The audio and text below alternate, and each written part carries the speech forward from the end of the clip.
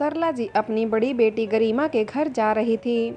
बहुत दिन हो गए गरिमा से मिले हुए, उससे मिलकर उसके बच्चों से मिलकर आ जाऊंगी। उन्होंने स्नेहा से कहा।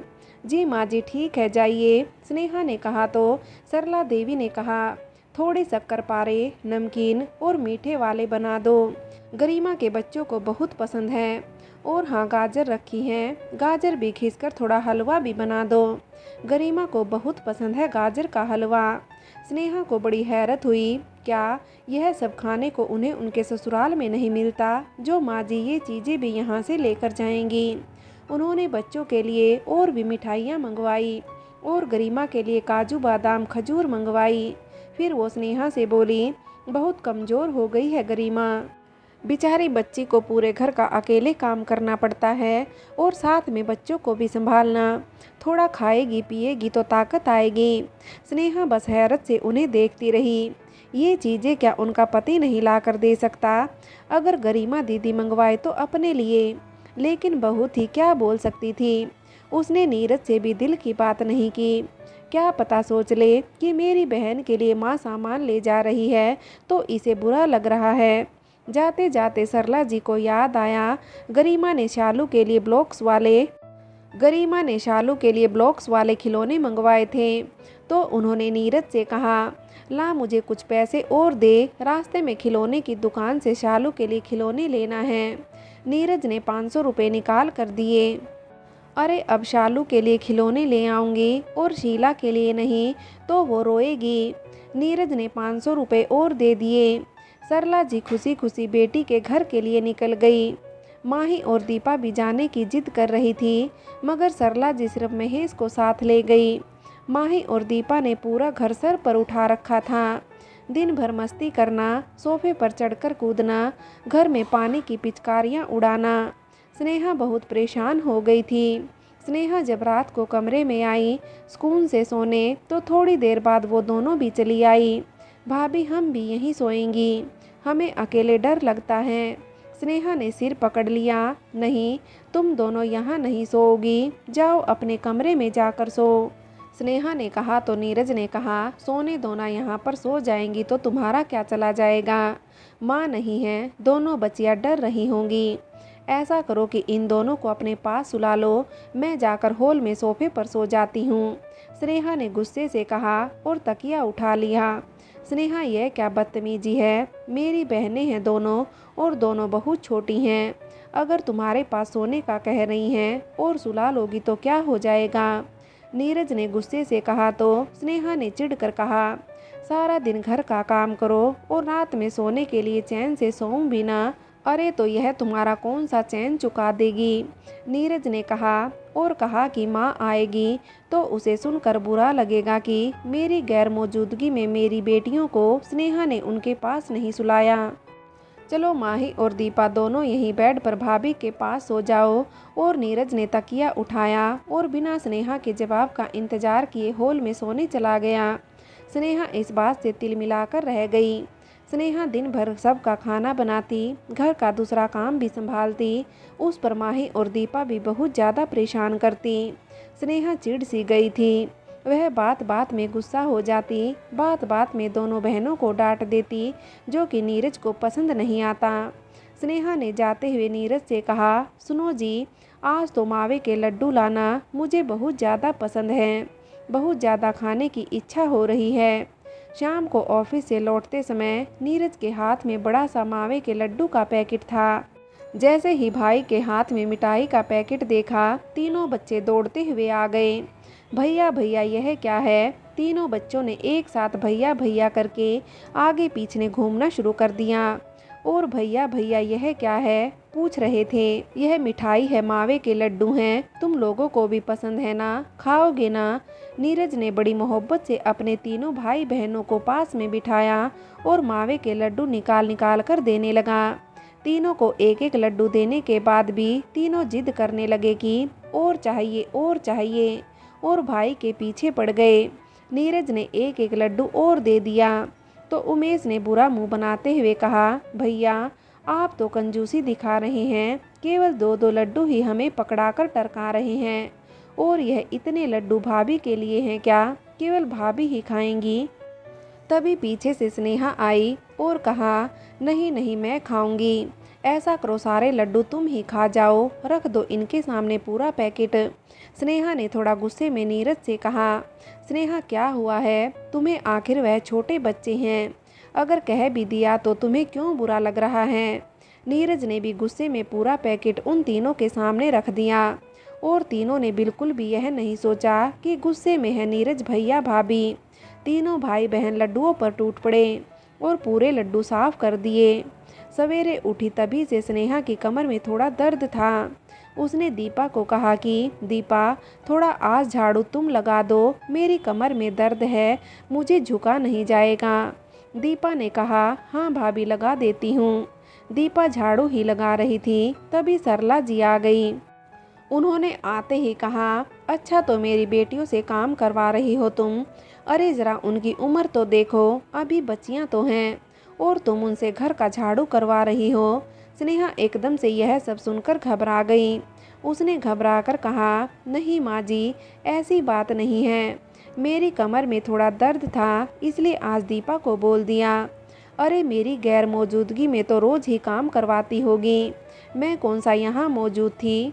नहीं माँ, भाभी ने हमसे बिल्कुल काम नहीं कराया, हमें अपने पास भी सुलाया, माही ने कहा। तो सरला जी हंसते हुए बोली, हाँ हाँ मैं जानती हूँ, मेरी बहू को ऐसा थोड़ी ना करेगी, मैं तो बस ऐसे ही कह रही थी। ले स्नेहा ये तेरे लिए गरिमा ने भेजा है। एक पैकेट स्नेहा की तरफ बढ़ाते हुए सरला जी ने कहा। स्नेहा ने वह पैकेट खोल कर देखा, उसमें एक प्यारी सी फैमिली फ़ोटो फ्रेम थी। स्नेहा को पसंद आई। उसने सरला जी को कहा कि बहुत बहुत खूबसूरत है माँ जी यह तो। हाँ सुनो स्नेहा, अगले हफ्ते गरिमा आ रही है। सरला जी ने स्नेहा से कहा, अच्छा यह तो खुशी की बात है, चलो गरिमा दीदी आएंगी तो घर में और अच्छा माहौल हो जाएगा। हाँ हाँ स्नेहा तुम ठीक कह रही हो, गरिमा के आने से और उन दोनों बच्चों के आने से तो घर में बहुत अच्छा लगने लगता है। दिन भर दोनों बच्चे मस्ती करते रहते हैं, बातचीत करते हैं, हंसते हंसाते हैं। गरिमा भी बहुत बातें करती है। शाम को नीरज घर आया तो स्नेहा ने उसे फ़ोटो फ्रेम दिखाई। देखो यह मेरे लिए गरिमा दीदी ने भेजी है, कितनी प्यारी है ना। हाँ हाँ बहुत प्यारी है स्नेहा। ऐसा करते हैं इसे हॉल में लगा देते हैं, अच्छी लगेगी। नीरज ने कहा तो स्नेहा ने कहा कि नहीं, इसे तो मैं अपने बेडरूम में लगाऊंगी।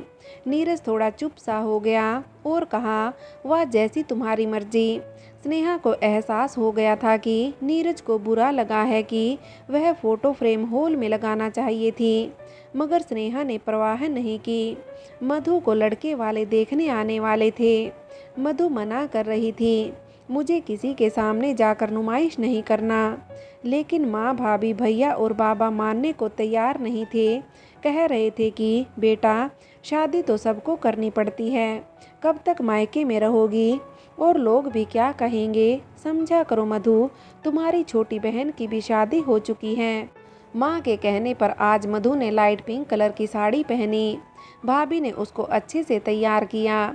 जब लड़के वाले आए तो मधु भाभी से कह रही थी, भाभी मुझे नहीं जाना प्लीज़, मैं कब तक अपने आप को लोगों के सामने लेकर जाऊं और उनकी नज़रों में रिजेक्ट होकर आऊं। नहीं मधु ऐसा मत सोचो, यह भगवान से प्रार्थना करो कि लड़का अच्छा है, रिश्ता तय हो जाए। भाभी हर वक्त यही होता है, रिश्ता अच्छा होता है लेकिन मुझे कोई पसंद नहीं करता।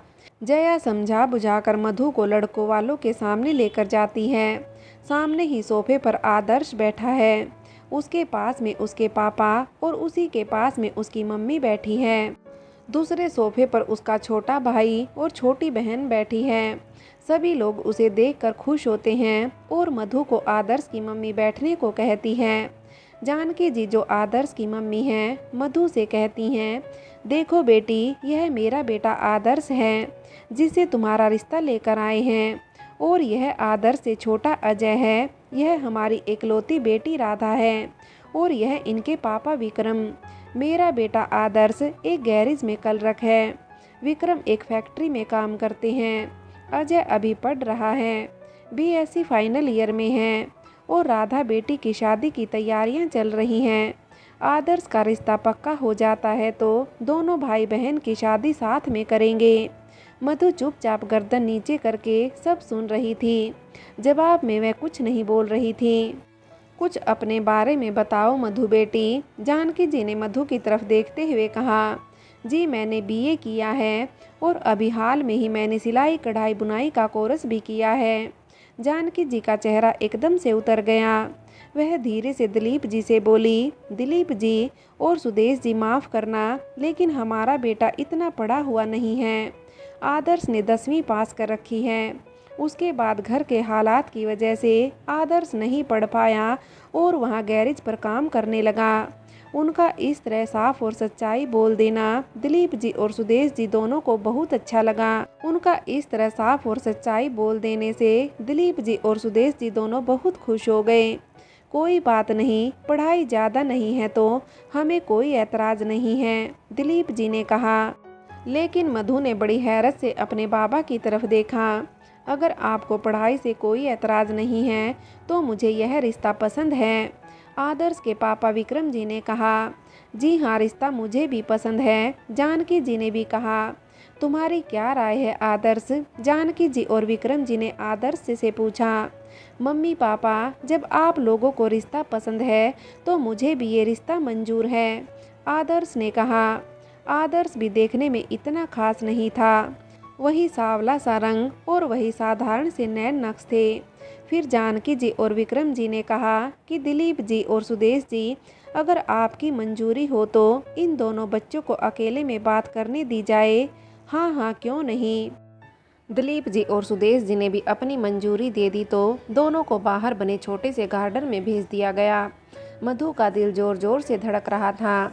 उसके मुंह से शब्द ही नहीं निकल पा रहे थे। कोई परेशानी है क्या, आदर्श ने बड़े प्यार से कहा। नहीं नहीं, ऐसी कोई बात नहीं है। वह क्या है ना कि बस थोड़ा घबरा रही हूँ, मधु ने अटक अटक कर घबराते हुए कहा। देखो, मुझे तो आप पसंद हो, लेकिन अगर आपको भी मैं पसंद हूँ तो मुझे हाँ का जवाब दे दो, आदर्श ने कहा। जी मेरे माँ और बाबा की अगर हाँ है तो मुझे रिश्ता मंजूर है। अच्छा, और मेरी पढ़ाई को लेकर तो तुम्हें कोई आपत्ति नहीं है ना। नहीं, इंसान समझदार हो और सामने वाले की भावना समझता हो, किसी को खुश रखने की काबिलियत हो तो कोई बात नहीं, पढ़ाई कम भी हो तो चलेगा, मधु ने हंसते हुए कहा। नीरज के घर वाले जब चले गए तो दिलीप जी ने कहा, लड़का भले ही कम पढ़ा लिखा है मगर स्वभाव का अच्छा है। हाँ, ये तो तुम सही कह रहे हो दिलीप, उषा जी ने भी हाँ में हाँ मिलाई। मगर पढ़ाई थोड़ी कम है, सुदेश जी ने कहा।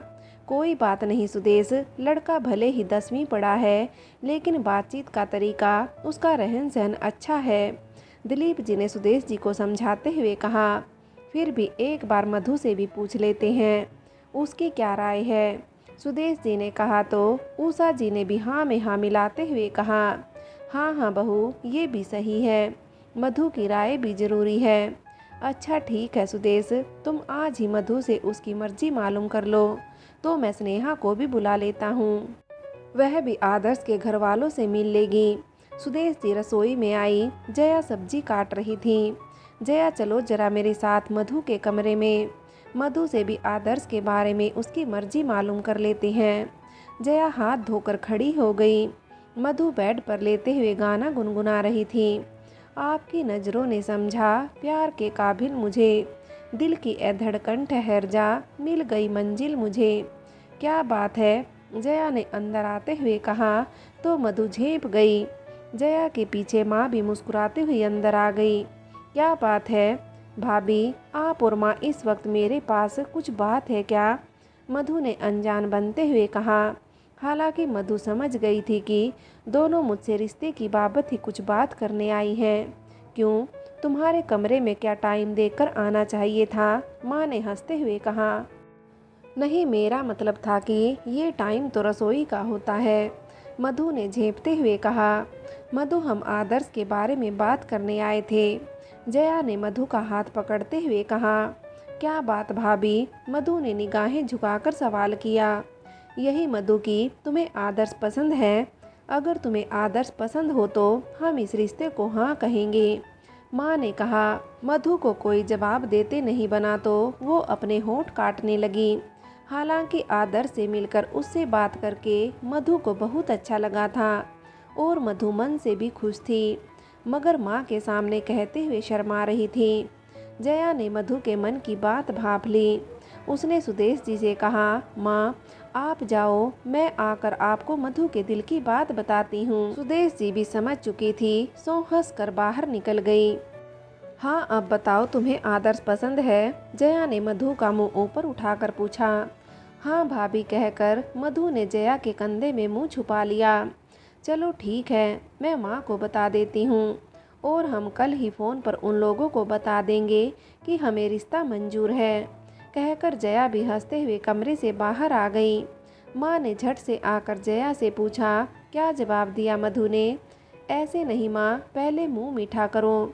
कहते हुए जया ने गुलाब जामुन उठाकर सुदेश जी के मुंह में डाल दिया और कहा, मधु की भी हाँ है। सुदेश जी ने प्यार से जया को गले लगा लिया। मधु का रिश्ता पक्का हो चुका है स्नेहा, तुम भी आ जाओ, तुम भी लड़के से और उसके घर वालों से मिल लेना। अच्छा ये तो बहुत खुशी की बात है बाबा, मैं नीरज से और माँ से बात करती हूँ घर आने के लिए। हाँ हाँ बेटा, तुम नीरज से और सरला जी से बात करके मुझे बता दो, मैं तुम्हें लेने आ जाऊँगा। जब स्नेहा ने सरला जी और नीरज जी के सामने घर जाने की बात कही तो सरला जी ने कहा, तुम्हें पता है स्नेहा, गरिमा आने वाली है, उसके बाद भी तुम घर जाने की बात कर रही हो, क्या सोचेगी गरिमा? अरे हम सबसे मिलने ही तो आ रही है वह, और अगर तुम घर पर नहीं हुई तो उसको कैसा लगेगा कि मेरा आना हुआ और भाभी चली गई। तुम जाओ अपने घर जरूर जाओ, लेकिन गरिमा के आने के बाद जाना। सरला जी ने जैसे फैसला सुना दिया था और उठकर चली गई थी बिना स्नेहा के जवाब दिए। उसने डबडबाई आंखों से नीरज की तरफ देखा तो नीरज ने कहा, हाँ माँ ठीक तो कह रही है स्नेहा, तुम्हें सोचना चाहिए कि अभी गरिमा दीदी आ रही है। कहकर नीरज भी उठकर चला गया। गरिमा दीदी आने वाली है बाबा, इसलिए मैं अभी नहीं आ पाऊंगी। हाँ उनके जाते ही आने की तैयारी करूंगी, स्नेहा अपने बाबा से फ़ोन पर कह रही थी। दिलीप जी को बुरा तो लगा था कि सरला जी और नीरज ने स्नेहा को अभी आने के लिए मना कर दिया, मगर बेटी के ससुराल का मामला था, इसलिए प्यार से स्नेहा से कहा, कोई बात नहीं बेटा, तुम कुछ टाइम बाद आ जाना, हम आदर्श के घर वालों को कुछ दिन के लिए कह देंगे इंतज़ार करने का। दिलीप जी चुपचाप बैठे थे। क्या हुआ जी, स्नेहा आ रही है ना? सुदेश जी ने पूछा। नहीं अभी कुछ दिन बाद आएगी, गरिमा आ रही है, दिलीप जी ने शांत सा जवाब दिया। अरे ये क्या बात हुई, उनकी बेटी आ रही है तो हमारी बेटी घर नहीं आ सकती? सुदेश जी समझा करो, बेटी के ससुराल का मामला है, फिर स्नेहा को भी हमारे कुछ बोलने से दुख होगा। मैं आदर्श के घर वालों को कह दूंगा थोड़े दिन इंतजार करें। सुदेश जी मन महसूस कर रह गई। जब मधु ने ये सुना कि स्नेहा अभी नहीं आ सकती और उसके आने तक आदर्श के घर वालों को इंतजार करना होगा तो उसे बुरा लगा। बाबा बीना, अब स्नेहा को क्या आदर्श और उसके घर वालों से मिलवाना जरूरी है? बिना स्नेहा के मिले क्या उन लोगों को रिश्ते के लिए हाँ भी नहीं कर सकते अब? जी जी कोई बात नहीं, आप फिक्र मत कीजिए, हम कुछ दिन और रुक जाएंगे, हमें कोई जल्दी नहीं है। जैसे ही आपकी बेटी स्नेहा आ जाएगी हमें फ़ोन करके खबर दे दीजिए। उधर से विशाल जी फ़ोन पर दिलीप जी के कहने पर कि अभी स्नेहा नहीं आ सकती, आपको कुछ दिन इंतज़ार करना पड़ेगा, उनकी इस बात का जवाब देते हुए कह रहे थे। जी हमें आपसे यही उम्मीद थी। दिलीप जी भी बड़े खुश होकर विशाल जी से बोले, गरिमा दीदी आ गई, गरिमा दीदी आ गई। दीपा और माही दोनों ने आकर अंदर शोर मचा दिया। गरिमा दीदी के हाथ में 2 बैग और उनके पति रोहित के हाथ में 1 बैग था। स्नेहा ने देखा तो उसे पक्का यकीन हो गया कि गरिमा दीदी ज़्यादा दिन के लिए आई हैं, तभी इतना सामान साथ लाई है। सरला जी के वारे न्यारे हो रहे थे बेटी के आने से। सरला जी ने पहले ही स्नेहा से कहकर गरिमा की पसंद का खाना बनवा लिया था। हालांकि गरिमा को बहुत देर तक खड़े रहना पड़ा था और बहुत ज़्यादा टाइम लगा था। दाल बाटी चूरमा और फिर चावल और साथ में सब्जी बनाने में। भाभी मेरा गिफ्ट कैसा लगा था? गरिमा ने स्नेहा से पूछा। बहुत ही अच्छा था गरिमा दीदी, शुक्रिया गिफ्ट देने के लिए, स्नेहा ने जवाब दिया। हाथ मुंह धोकर सभी लोग खाना खाने बैठ गए। गरिमा दीदी के अलावा दाल बाटी किसी ने भी नहीं खाई। बाकी सब ने चावल सब्जी रोटी और चूरमा ही खाया। स्नेहा ने सोचा कि दाल बाटी सिर्फ माँ जी ने क्या गरिमा दीदी के लिए ही बनवाई थी, और तो कोई खा ही नहीं रहा है। स्नेहा ने जब रोहित को भी दाल बाटी दी तो उन्होंने मना करते हुए कहा, हमें पसंद नहीं है, गरिमा को ही खिलाओ। और दोनों बच्चों ने भी दाल बाटी खाने के लिए मना कर दिया। मम्मा को बहुत पसंद है दाल बाटी, मम्मा का बस चले तो मम्मा रोज ही सुबह शाम दाल बाटी खाए। शालू ने मुस्कुराते हुए गरिमा की तरफ देखते हुए कहा। फिर सभी आराम करने लगे, लेकिन सरला जी और गरिमा दोनों बातों में मशरूफ हो गई। बहन का रिश्ता लगा है तो स्नेहा भी जाने का कह रही थी अपने घर। मैंने तो साफ मना कर दिया कि अभी गरिमा आने वाली है, वो आकर चली जाए तब जाना, सरला जी ने बेटी से कहा। हाँ माँ, अच्छा किया, गरिमा ने भी तरफदारी की सरला जी की। जब तक गरिमा रही, स्नेहा का ज़्यादा से ज़्यादा वक्त किचन में गरिमा की पसंद का खाना बनाने में ही गुजरा। रोज़ नई नई फरमाइश होती थी, कभी खीर पूरी और दम आलू, कभी वेज बिरयानी, कभी पनीर कुलचे, कभी कुछ। स्नेहा पूरा दिन किचन में ही लगी रहती और माँ बेटी बैठकर बातें किया करती। कभी गरिमा को कुर्ती लेना है, कभी बच्चों के लिए कपड़े, कभी ये लेना है, कभी वो लेना है, कहकर बाजार चली जाती। माँ जी गरिमा को उसके बच्चों को हर चीज़ अपने पास से ही दिलाती और घर आकर स्नेहा को माँ बेटी दोनों ही कहती, देखो ये कुर्ती ली, ये चप्पल ली, ये फलाम लिया, ये फला लिया, मगर स्नेहा के लिए कुछ नहीं आता। खैर जैसे तैसे 20 दिन रहकर गरिमा चली गई। जब गरिमा के जाने के बाद स्नेहा ने जाने की बात की तो नीरज ने कहा, ठीक है, मैं माँ से बात करता हूँ, आपको मुझे घर जाने के लिए भी माँ से बात करनी पड़ेगी। स्नेहा ने थोड़ा रुखाई से कहा। हूँ स्नेहा, वो इस घर की बड़ी हैं, मेरी माँ है, उनसे तो बात करनी ही पड़ेगी ना। स्नेहा को लगने लगा था कि नीरज पूरी तरह माँ की बात मानता है और वही करता है जो माँ कहती हैं। स्नेहा को इस बात से दुख होता था कि क्या मैं कुछ भी नहीं हूँ नीरज के लिए, क्या मेरी कोई अहमियत नहीं है नीरज की लाइफ में। सरला जी ने नीरज को कह दिया कि दिलीप जी को फ़ोन करके कह दो, आकर ले जाएंगे, तुम्हें कोई ज़रूरत नहीं है काम धंधा छोड़कर उसे घर लेकर जाने की। मगर माँ, मैं पहले भी नहीं गया था तो इस बार चला जाता, नीरज ने दबी जबान में कहा तो सरला जी ने गरजते हुए तेज आवाज़ में कहा, कोई ज़रूरत नहीं है, ससुराल में ज़्यादा नहीं जाना चाहिए, नहीं तो ससुराल में कोई इज्जत नहीं रहती। नीरज ने सोचा वो तो अभी तक गया ही नहीं, मगर माँ के सामने बोलने की हिम्मत नहीं हुई। स्नेहा, तुम अपने बाबा को फ़ोन करके कह दो लेने आ जाएं, नीरज ने स्नेहा से कहा। नीरज, आप भी चलते मेरे साथ, अच्छा होता, बाबा और माँ भी खुश होते आपसे मिलकर, स्नेहा ने कहा तो नीरज ने बहाना बनाते हुए कहा, नहीं स्नेहा, मैं अभी नहीं चल सकता, मुझे ऑफिस में ज़रूरी काम है। हाँ, मैं तुम्हारा जब आने का होगा तब तुम्हें लेने आ जाऊँगा। स्नेहा ने मुस्कुराकर हाँ में गर्दन हिला दी। फ्रेंड्स, आगे की कहानी के लिए कहानी का अगला भाग देखें।